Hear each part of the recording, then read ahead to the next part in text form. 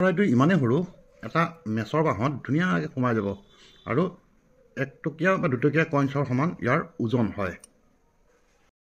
ইয়াৰ ওজন প্ৰায় 4 গ্ৰামমান হয় আৰু ই ছেকেণ্ডত প্ৰায় 20 বাৰমান মানে ধপধপায় আৰু ই দিনটোত প্ৰায় 1,500টামান ফুলৰ ৰস শুহি শুহি খায়। আহক জানো এই সৰু চৰাইটোৰ আজি যি নেকি গোটেই পৃথিৱীৰ চবতকৈ সৰু চৰাইৰ ভিতৰত ধৰা হয়। ইয়াক মাত্ৰ অকল ইয়াৰ বাহিৰে ইয়াক ক'তো পোৱা নাযায়। ইয়াৰ আকাৰ মাত্ৰ 5 চেণ্টিমিটাৰমান হয়। ধৰি লওক আপোনাৰ আঙুলিতকৈও সৰু আৰু ওজন মাত্ৰ 2 গ্ৰামমান হয়। 2 টকীয়া কইনছতকৈও ইয়াৰ ওজন কম। বি হামিংবাৰ্ডৰ কলিজাখনৰ মানে হৃদপিণ্ড ইমানেই ঘনাই ধপধপায় ধৰিব নোৱাৰি। তাৰমানে ইমানেই স্পীডত ধপধপায় মানে চলে, শুনিব নোৱাৰি, তাৰমানে গন্তি কৰিব নোৱাৰি। যেতিয়াই চৰাইটো উৰি যায় ইয়াৰ হাৰ্ট ৰেট 1200 বিট প্ৰতি মিনিটত মানে চলে, মানে 1 ছেকেণ্ডত 20 বাৰ ধপধপায়।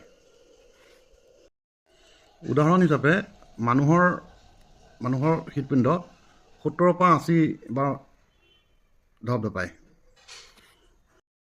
কিন্তু খোৱাৰ সময়ত এই চৰাইবিধৰ হাৰ্ট বিটটো 1200ৰ পৰা কমি পেলাই 50ৰ পৰা 180ৰ ভিতৰত হৈ যায় ইয়াৰ বিটটো, কাৰণ ইয়াৰ যাতে এনাৰ্জিটো বাচি থাকে।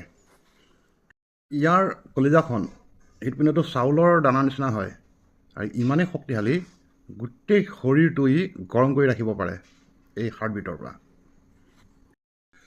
বি হামিংবাৰ্ডৰ কণীটো এটা বুট মাহৰ সমান হয়, ইমানেই সৰু হয়।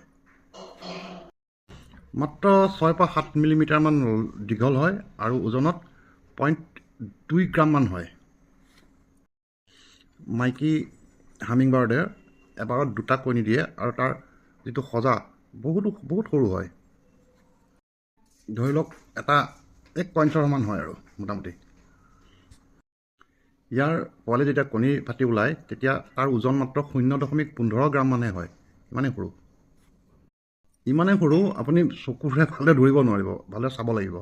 আৰু ইমান সৰু চৰাইটো ই দিনটো ইয়াক খাদ্যৰ কাৰণে যুঁজি থাকিব লাগে। ইয়াক মানে ফুলৰ ৰস লাগে। ই প্ৰায় 10 পৰা 15 মিনিট, প্ৰতি 10-15 মিনিটৰ মূৰে মূৰে ই খাবৰ বাবে মানে দৰকাৰী, খাবই লাগিব, নহ'লে ই মৰি থাকিব। এদিনত ই প্ৰায় 1,500মান ফুলৰ অমৃত খায়, ৰস খায়। যদি ইয়াৰ বডিৰ ৱেইটৰ লগত তুলনা কৰে তেতিয়াহ'লে ই দিনটোত ইয়াৰ শৰীৰৰ ওজনতকৈ 8 গুণ 8 টাইম বেছি খাদ্য লাগে ইয়াক। ঠিক তেনেদৰে যদি মানুহৰ লগত তুলনা কৰে 60 কেজি ওজনৰ মানুহে এনেদৰে খাদ্য খালে প্ৰায় 480 কিলো খাদ্য খাব লাগিব। চিন্তা কৰক। ইয়াৰ মেটাবলিজম সকলোতকৈ তেজ হয়, সকলোতকৈ মানে বেছি হয়। ইমানেই স্পীডত এনাৰ্জি বাৰ্ণ হয়। ধৰি লওক এনি টাইম ইয়াক ফিউল লাগে, মানে তেল লাগে, খাদ্য লাগে।